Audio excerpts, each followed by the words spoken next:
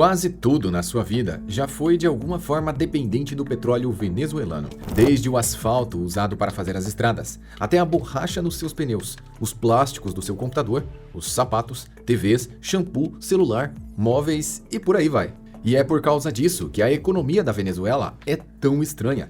Em alguns aspectos, a Venezuela e o jeito como as pessoas vivem lá parece não fazer muito sentido. As pessoas que moram nas favelas perto da capital, Caracas, têm dificuldades de conseguir coisas básicas como alimento, papel higiênico e sapatos. Mas todo o mundo tem TV a cabo e faz empréstimos para pagar cirurgias plásticas para as filhas adolescentes. Em 2010, uma pessoa comum da Venezuela tinha mais dinheiro para gastar do que hoje. Para entender melhor, vamos olhar para alguns números. Salário mínimo. Naquela época, o salário mínimo era de 2 bolívares por dia. Com esse dinheiro, dava para comprar comida básica, como arroz, feijão, carne e leite, em uma quantidade suficiente. Agora, o salário mínimo é cerca de 7 milhões de bolívares. Mas por causa da hiperinflação, esse dinheiro não compra quase nada. Com 7 milhões de bolívares, só dá para comprar algumas coisas bem simples, como um pão ou um ovo. As pessoas raramente guardam dinheiro, preferindo gastá-lo assim que o recebem. Os hotéis venezuelanos podem ser os mais caros do mundo, ou os mais baratos, dependendo de como você troca sua moeda. A Venezuela tem as maiores reservas comprovadas de petróleo do mundo. Mas em 2017, o cidadão comum perdeu em média 8 quilos de peso devido à escassez de comida. Ela não produz quase nada do que consome, já que quase tudo que é importante é importado. Para piorar, a Venezuela era o 4º país mais rico do mundo.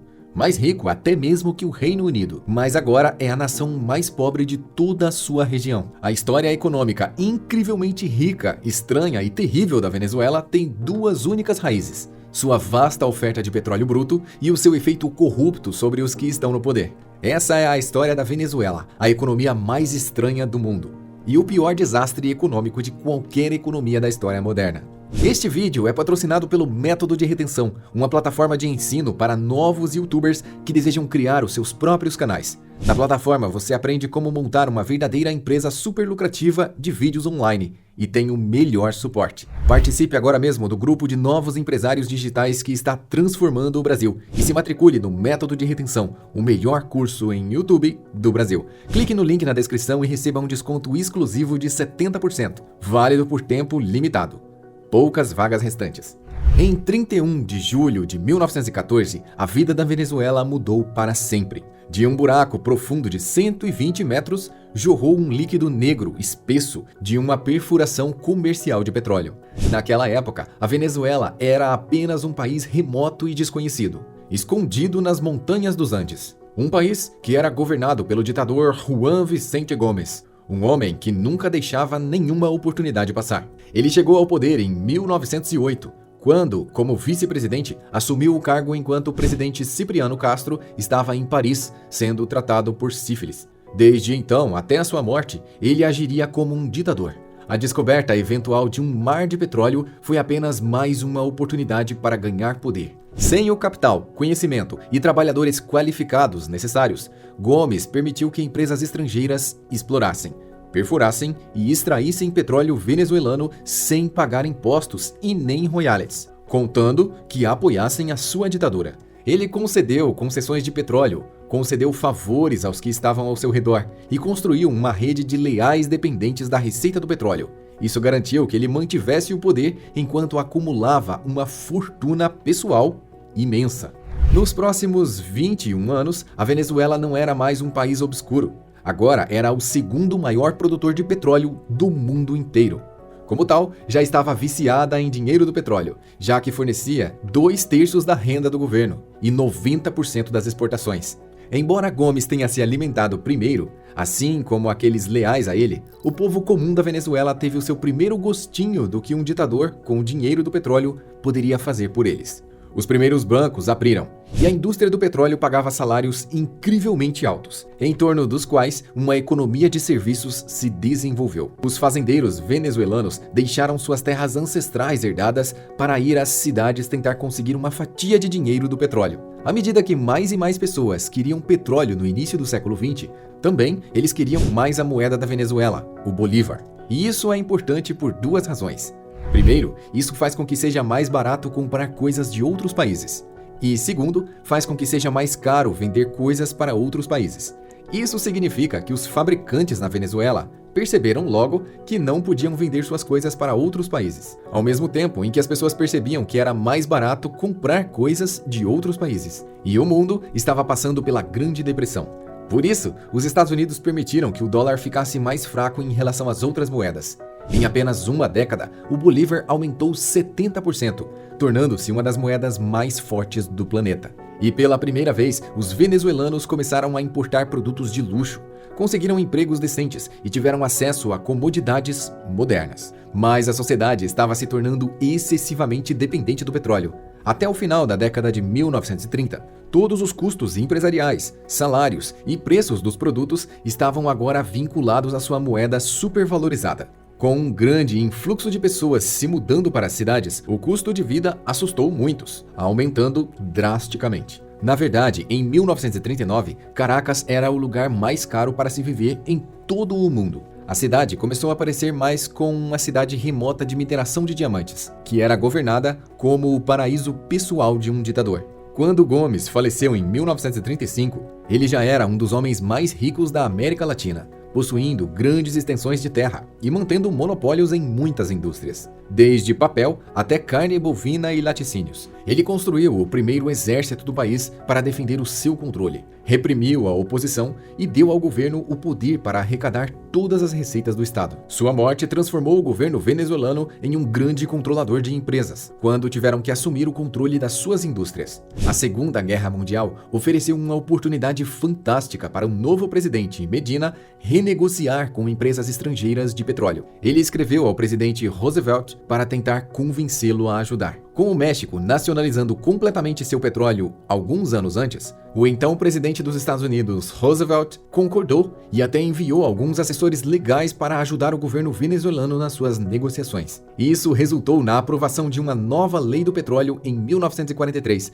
chamada do Princípio 50-50, que tornava o Estado venezuelano parceiro igual na indústria petrolífera, recebendo metade dos lucros do petróleo. Mas havia um problema. O famoso legalista Juan Pablo Pérez Alfonso descobriu, depois de calcular os números, que isso tornava o petróleo venezuelano menos lucrativo do que o petróleo do Oriente Médio. Então, a Venezuela enviou uma equipe para o Oriente Médio com versões traduzidas do princípio 50-50. Pouco depois, essas nações também adotaram leis semelhantes, o que teve o benefício adicional de tornar o petróleo venezuelano lucrativo novamente. Mas a Venezuela não estava preparada para o que aconteceria na próxima década. Após a Segunda Guerra Mundial, houve um grande aumento na demanda por petróleo, ao mesmo tempo em que o Oriente Médio se envolveu em conflitos geopolíticos, incluindo o fechamento do Canal de Suez e a nacionalização da indústria do petróleo feita pelo Irã. A dramática alta nos preços do petróleo fez a Venezuela o maior receptor de moeda estrangeira naquela década, em resposta à crescente pressão pública para subsidiar os preços do gás, oferecendo aos venezuelanos o gás mais barato do mundo. Mas isso não foi o suficiente.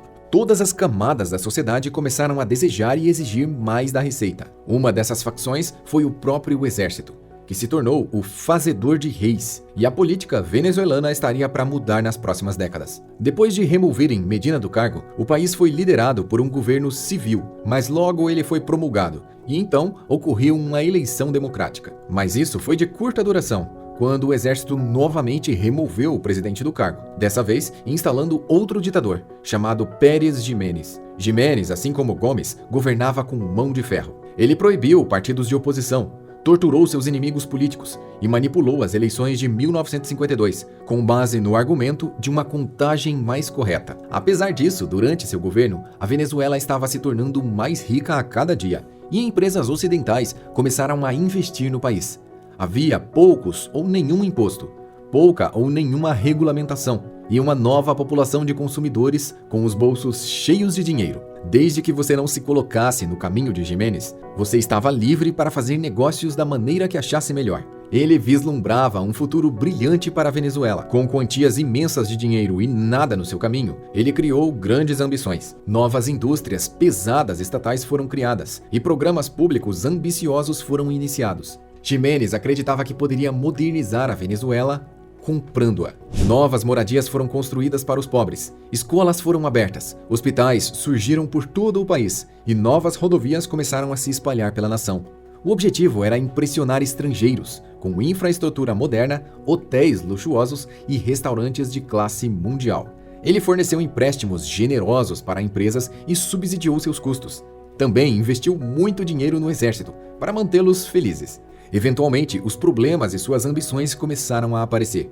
Os grandes projetos estavam cheios de desperdício, corrupção e subornos. As novas rodovias custaram muito mais do que deveriam custar. As indústrias estatais deram prejuízo e as amenidades públicas não atenderam às expectativas. No entanto, o golpe final foi a falta de cumprimento de suas promessas ao exército.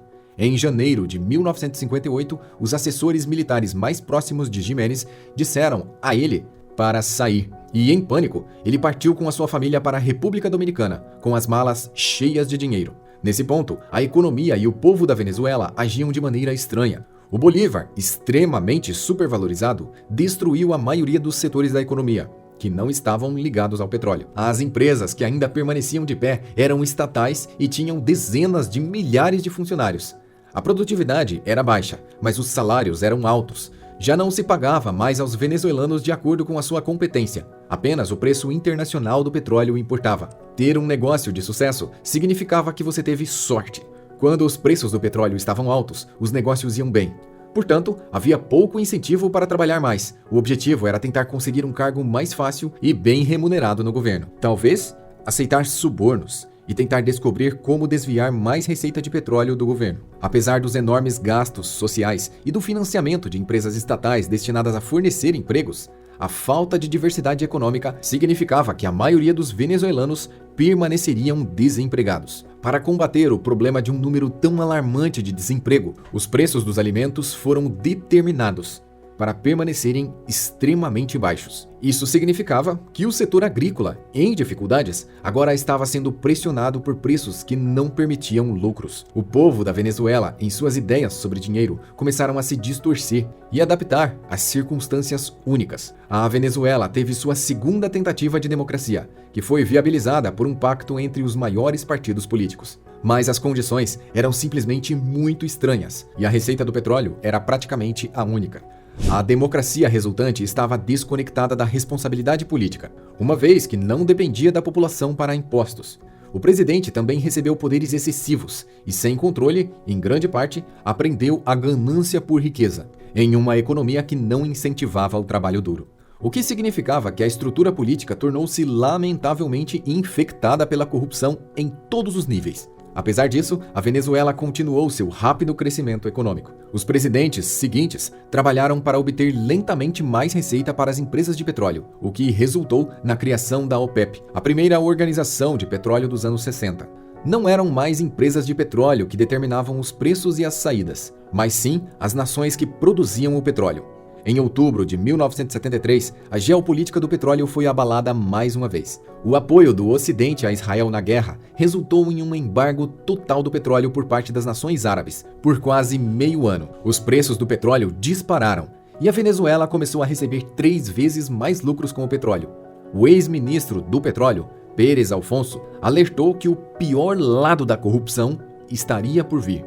Essa montanha de capital era literalmente dinheiro demais para o pequeno país absorver.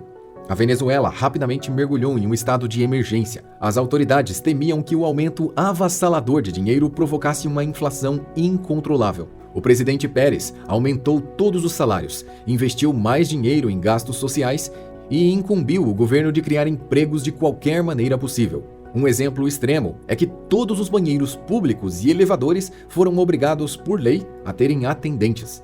A inflação, no entanto, começou a subir rapidamente, para 12% ao ano. Em 1974, os venezuelanos perceberam que manter dinheiro nos bancos era a maneira mais rápida de perder dinheiro. Os bancos foram obrigados a manter as taxas de empréstimos baixas, e agora fazia mais sentido gastar dinheiro e fazer empréstimos do que poupar. A classe média na Venezuela cresceu para os impressionantes 58% da população. Quase todos estavam prosperando, mais do que nunca. O governo tentou criar um fundo de poupança para o excesso de receita do petróleo, mas acabou se tornando o cofrinho para os futuros líderes e nunca cumpriu o seu propósito inicial. O governo inchou, para 300 mil funcionários. E foi aprovada uma lei proibindo empresas de demitirem trabalhadores. As maiores empresas passaram a depender de generosos subsídios estatais para permanecerem lucrativas. Pequenos negócios que não recebiam verbas estatais faliram rapidamente, e logo 9% das maiores empresas artificialmente infladas eram responsáveis por 75% de todos os bens produzidos. O presidente também deu o primeiro passo em direção à nacionalização da indústria do petróleo. O novo prazo era 1983. Muito antes disso, diante da perspectiva de nacionalização da Venezuela, as empresas de petróleo cessaram os investimentos. Os anos 1980 marcaram o início da espiral descendente da Venezuela. Os preços do petróleo não apenas se estabilizaram, mas diminuíram drasticamente até 1988. Ninguém, desde as pessoas comuns até os líderes, parou para pensar no que aconteceria se os preços do petróleo caíssem. As empresas dependiam do Estado. Os consumidores dependiam de uma moeda supervalorizada. A maioria dos empregos eram improdutivos e obrigatórios pelo Estado. E agora, o fluxo de dinheiro que mantinha todos felizes era apenas um gotejar. A estrutura política garantia que os fundos não fossem cortados. E assim, uma enorme dívida começou a se acumular. Sob o novo presidente Luiz Herrera Campins, a dívida externa quadriplicou e ele recorreu esgotar o fundo do petróleo. A indústria do petróleo, agora nacionalizada, também teve suas economias retiradas pelo presidente. O fluxo de dólares que mantinha a economia funcionando estava rapidamente se esgotando. E assim, o Bolívar desvalorizou drasticamente em 18 de fevereiro de 1983. Conhecido na Venezuela como a Sexta-feira Negra. Como quase todos os produtos eram importados, isso significava que o custo de vida se tornou insustentável. A Venezuela tinha se tornado dependente do mundo, mas agora não podia mais pagar a conta. Isso continuaria com os preços do petróleo permanecendo estagnados e baixos. A inflação estava descontrolada e, portanto, os venezuelanos tentavam economizar o mínimo possível, pois o dinheiro poderia perder o valor a cada dia. Em tempos de turbulência e com políticas que mexiam artificialmente com as taxas de câmbio, as pessoas recorriam à corrupção, suborno e ao mercado negro mais do que nunca. Funcionários do governo vendiam dólares a taxas preferenciais, o que poderia render um retorno de 1000% vendendo no mercado negro. Controles de preços nos alimentos significavam que as pessoas compravam mais do que precisavam, com medo de escassez no dia seguinte. Ao contrário das promessas feitas durante a sua campanha, Pérez implementou políticas econômicas drásticas e severas, todas elas de uma vez só, na tentativa de evitar o colapso econômico. Ele parou de pagar dívidas, acabou com os controles de preços, aumentou os preços da gasolina e cortou os gastos sociais. Quase instantaneamente, a moeda perdeu 60% do seu valor e os preços da gasolina dobraram. Protestos violentos eclodiram e, no final, centenas de vidas foram perdidas quando o exército os reprimiu. De 1981 a 1989, a porcentagem de venezuelanos vivendo na pobreza aumentou mais de 10 vezes. Finalmente, ficou evidente para os venezuelanos o quão incrivelmente corrupto o governo havia se tornado. Ex-presidentes foram acusados de desviar o dinheiro público. No entanto, eles não entendiam a importância econômica de poupar e investir na riqueza do petróleo. Para eles, a vida era melhor sob ditadores autoritários. Por isso, em fevereiro de 1992, as pessoas aplaudiram quando Hugo Chávez tentou um golpe militar socialista para depor o governo democraticamente eleito. Mas o golpe de 92 não funcionou. Hugo Chávez foi preso, mas para os pobres ele era um herói e um símbolo da luta contra a corrupção. O próximo presidente, Rafael Caldeira, o libertou. Nos próximos 6 anos, a turbulência econômica da Venezuela pioraria devido à falta de regulamentações. Ocorreu também uma crise bancária, na qual 11% do PIB foi perdida e a inflação ultrapassou os 100%. A demanda por mudanças permeou a sociedade e Chávez se tornou uma estrela política em ascensão. Ele foi eleito em 1998, com o mandato de corrigir os erros de décadas de corrupção. Chávez, que nasceu na pobreza, ascendeu às fileiras militares nos anos 70. No entanto, durante sua carreira militar, ele desenvolveu simpatia pelos inimigos e criou uma organização secreta, com outros oficiais militares que acreditavam que a Venezuela precisava de um governo socialista. No momento em que ele foi eleito, quase metade de todos os venezuelanos viviam na pobreza. A corrupção estava desenfreada e a desigualdade era maior do que nunca. Chávez afirmava acreditar na democracia e, durante sua campanha, prometeu respeitar a propriedade privada. Ao mesmo tempo, ele desenvolveu uma admiração por Fidel Castro e pela Cuba socialista. chegando até sediar a festa de aniversário de 75 anos do ditador. Desesperados por algo novo, as eleições deram a Chávez a luz verde para reescrever a Constituição, na qual um novo Congresso foi criado e preenchido com aliados. Hugo Chávez renomeou o país para a República Bolivariana da Venezuela e promoveu o que chamou de Revolução Bolivariana. Em 2001, ele promulgou 49 novas leis, dando ao Estado o poder de confiscar terras e dividir grandes propriedades agrícolas. Ele também fez uma nova lei sobre o petróleo, que abriu caminho para o Estado ter um papel maior na gestão da indústria do petróleo. A PDVSA, embora fosse de propriedade do Estado, operava em grande parte de forma independente da estrutura política. Para atrair capital e conhecimento especializado, a empresa permitiu que empresas estrangeiras participassem, oferecendo-lhes termos favoráveis. Basicamente, embora o Estado fosse o dono, o petróleo na Venezuela ainda era controlado por maior parte por interesses estrangeiros, o que era, na verdade, uma privatização disfarçada. No entanto, isso beneficiou a Venezuela, aumentando muito a produção de petróleo desde a nacionalização. A independência política da PDVSA a tornou uma empresa petrolífera lucrativa e bem administrada, que tentava ativamente reduzir os pagamentos ao governo. Mas Hugo Chávez não gostava disso.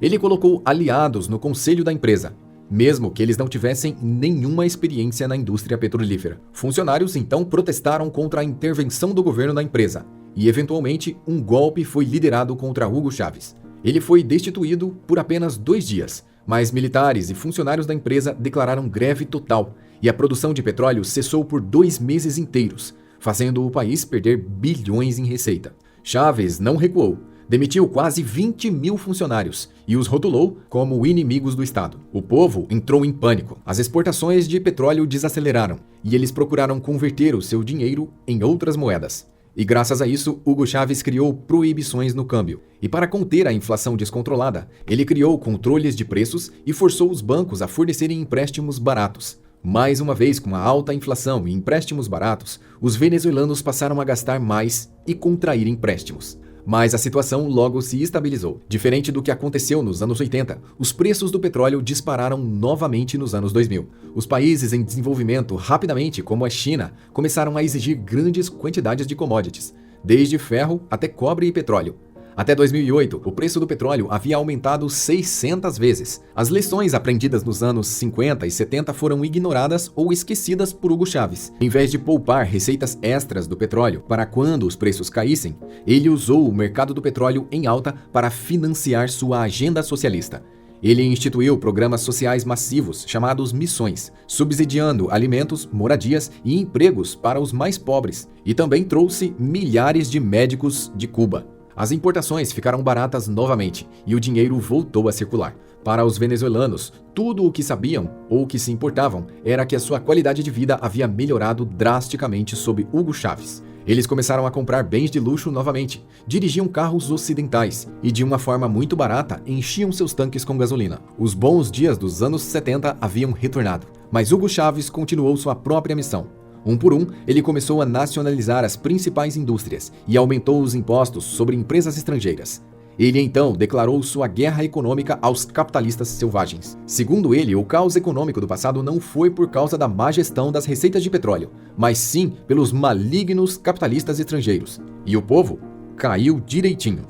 A inflação não era um princípio básico da economia, mas uma tentativa de outros que buscam extrair riqueza do povo da Venezuela. Na morte de Hugo Chávez, a Venezuela tinha uma das maiores receitas de petróleo do mundo, com cerca de 90% do lucro de cada barril de petróleo sendo entregue ao Estado. A economia cresceu durante o governo de Chávez, mas isso não aconteceu por causa das políticas adotadas, mas sim por causa do preço do petróleo como mercadoria internacional.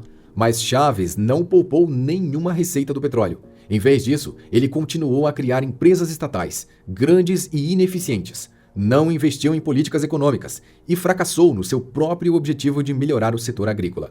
Ele colocou limite no dinheiro que entrava no país, o que fez com que as pessoas começassem a fazer negociações secretas. Se alguém de outro país comprasse a moeda local ao preço oficial, os hotéis ficariam absurdamente caros, cerca de mais de $2.000 por noite. Mas se fizessem a mesma compra no mercado negro, poderiam gastar só $50. Para permitir que os venezuelanos viajassem para o exterior, o governo permitiu que o povo trocasse bolívares até $2.000 uma vez por ano. Ao chegarem no país estrangeiro, eles guardavam o dinheiro e o vendiam no mercado negro da Venezuela. Com isso, eles poderiam ganhar 7 vezes o salário mínimo anual. Tendo vivido por gerações em uma economia tão desequilibrada, a Venezuela agora tem uma noção distorcida do dinheiro e da economia. Com a inflação alcançando níveis absurdos e inimagináveis, os venezuelanos fazem empréstimos e compram o que podem. Quando chega a hora de pagar, esses mesmos empréstimos custam muito menos do que o valor original que foi emprestado. Um exemplo é um empréstimo para comprar um carro com valor X. Esse mesmo valor que comprou o carro, em alguns meses, não cobre nem o custo para encher o tanque. Em 2008, os preços do petróleo caíram e despencaram em 2014. A Venezuela, mais uma vez, não conseguia importar comida, materiais ou outros recursos que não produzia. Sua economia não era diversificada e não produzia economia suficiente para se sustentar. Milhões fugiram do país e a maioria está passando fome. Em 2019, a inflação chegou aos incríveis 65.000%. O sucessor de Hugo Chávez foi Maduro, que ainda lidera o país. Ele segue principalmente os princípios de Chávez e tem, aos poucos, destruído o que resta de democracia. Enquanto isso, o povo venezuelano está sofrendo mais do que nunca. A Venezuela é um lembrete de que gastar muito dinheiro de forma errada é pior do que não ter nenhum dinheiro. Lembre-se de clicar no link na minha descrição para conhecer a apresentação do método de retenção e aproveitar o seu desconto de 70%.